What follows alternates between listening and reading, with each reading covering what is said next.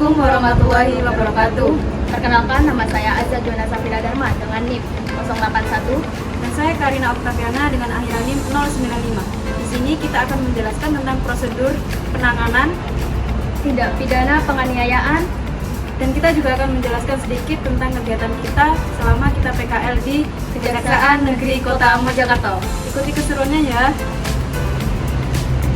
Kejaksaan Negeri Kota Mojokerto beralamat di Jalan Raya Bypass, Margelo, Meri, Kecamatan Magersari, Kota Mojokerto, Jawa Timur. Sebagai lembaga penegak hukum, Kejaksaan memiliki peran penting dalam sistem peradilan pidana di Indonesia, khususnya dalam bidang penuntutan dan pelaksanaan putusan pengadilan. Di Kejaksaan Negeri Kota Mojokerto terdapat dua bidang penting yang menangani perkara pidana, yaitu bidang pidana umum atau PIDUM dan bidang pidana khusus atau PIDSUS. Bidang tindak pidana umum menangani tindak pidana yang diatur di dalam KUHP seperti penganiayaan, pencurian, penipuan, pembunuhan, perusakan barang, dan tindak pidana konvensional lainnya. Sedangkan bidang tindak pidana khusus menangani tindak pidana yang diatur dalam undang-undang khusus di luar KUHP, seperti korupsi, narkotika, pencucian uang, kehutanan, lingkungan hidup, perpajakan, dan kepabeanan. Namun, dalam penerapannya di Kejaksaan Negeri Kota Mojokerto, narkotika yang seharusnya berada di ranah pidana khusus ditangani langsung dan berada di ranah pidana umum.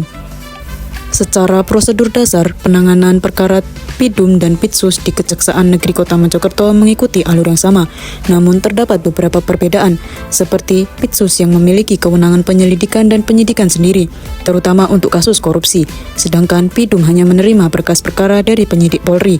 PIDSUS juga memerlukan penanganan yang lebih kompleks karena kasusnya lebih kompleks dan bisa melibatkan penyelidikan dan penyidikan oleh Kejaksaan sendiri. Prosedur penanganan perkara tindak pidana penganiayaan terdiri dari beberapa tahap. Yang pertama, pra penuntutan yang terdiri dari 1. SPDP dari penyidik, 2. P16 untuk menentukan JPU, 3. Penerimaan berkas tahap 1, dan 4. P21 berkas dinyatakan lengkap. Tahap kedua, yakni tahap penuntutan, yang terdiri dari P16A surat perintah penunjukan JPU untuk penyelesaian perkara tindak pidana.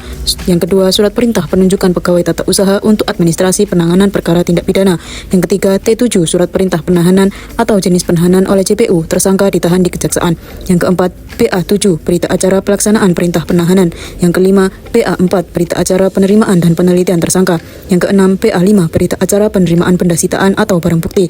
Yang ketujuh, berita acara penitipan barang bukti tindak pidana. Dan yang terakhir, SOP Form 25.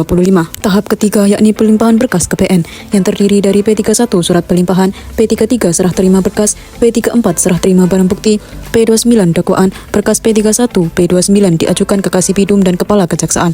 Apabila berkas disetujui, input soft file di website berpadu. Apabila disetujui oleh pengadilan negeri, maka dilanjutkan ke proses persidangan. Namun apabila tidak disetujui, maka perlu direvisi. Proses persidangan, dakwaan, panggilan saksi, pemeriksaan terdakwa, tuntutan, pledoi, dan putusan. P44 laporan JPU setelah putusan. Masa pikir-pikir untuk terdakwa dan JPU 7 hari. Apabila tidak ada upaya hukum dari kedua belah pihak, maka putusan dinyatakan ingkrah. Apabila sudah ingkrah, maka dilakukan eksekusi pidana dan barang bukti. Tahap keempat yakni eksekusi pidana dan barang bukti yang terdiri dari P48 surat perintah pelaksanaan putusan pengadilan, PA17 berita acara putusan pelaksanaan pengadilan, D2 surat pernyataan sanggup atau tidak sanggup untuk membayar denda. Apabila sanggup, maka dibuatkan D3 tanda terima pembayaran biaya perkara, D4 surat perintah penyerahan denda atau biaya perkara, berita acara penyetoran denda atau biaya perkara, akta pengawasan pelekat, P53 kartu berkas pidana, dan yang terakhir sampul berkas. Penanganan perkara tindak pidana khusus di Kejaksaan Negeri Kota Mojokerto. 1. Pra penyelidikan. Tahap pra penyelidikan merupakan langkah awal dalam proses penanganan perkara tindak pidana khusus yang dilakukan oleh Kejaksaan Negeri Kota Mojokerto. Pada tahap ini, dilakukan serangkaian kegiatan administratif dan substantif untuk menentukan apakah suatu peristiwa layak ditingkatkan ke tahap penyelidik. 2. Penyelidikan. Penyelidikan merupakan tahap pengumpulan data dan keterangan untuk menentukan ada atau tidaknya unsur pidana. Kegiatan ini dilakukan berdasarkan surat perintah penyelidikan yang telah diterbitkan. 3. Penyidikan. Penyidikan bertujuan untuk mencari dan mengumpulkan bukti yang menunjukkan terjadinya tindak pidana serta menemukan tersangkanya. Kegiatan utamanya terdiri dari pemeriksaan saksi, ahli, dan tersangka, penyitaan, penggeledahan, dan penahanan jika perlu, evaluasi hasil penyidikan, apakah berkas sudah lengkap, dan yang terakhir, penyerahan berkas ke jaksa penuntut umum, atau yang disebut dengan tahap 1. Inti dari penyidikan yaitu mencari kebenaran material dan memastikan siapa yang harus bertanggung jawab. 4. Penuntutan perkara tindak pidana khusus. Penuntutan merupakan tahap lanjutan setelah penyidikan selesai, di mana jaksa penuntut umum atau yang disebut dengan JPU melimpahkan perkara ke pengadilan. Kegiatan utamanya terdiri dari pengecekan kelengkapan berkas oleh jaksa penuntut umum, penerimaan tersangka dan barang bukti. Tahap 2, penyusunan dan pembacaan surat dakwaan, pelaksanaan sidang, menghadirkan saksi atau ahli, dan pembacaan tuntutan. Dan yang terakhir, menyampaikan sikap atas putusan, setuju atau ajukan banding. 5. Upaya hukum dan eksekusi. Tahap ini merupakan fase akhir dari penanganan perkara tindak pidana khusus di Kejaksaan Negeri Kota Mojokerto. Setelah putusan dijatuhkan oleh pengadilan, jaksa wajib menindaklanjuti sesuai dengan status hukum putusan tersebut, baik melalui upaya hukum maupun eksekusi.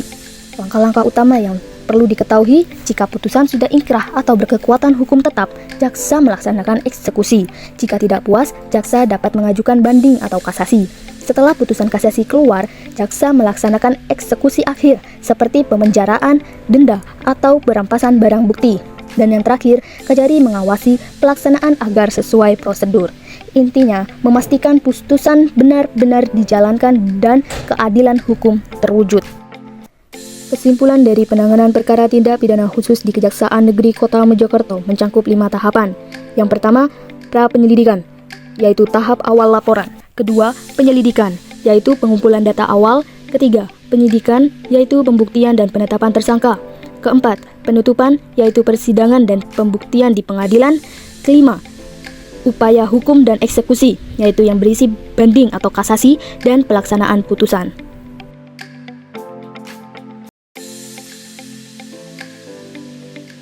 Demikian video dari kami. Terima kasih sudah menonton. Wassalamualaikum warahmatullahi wabarakatuh.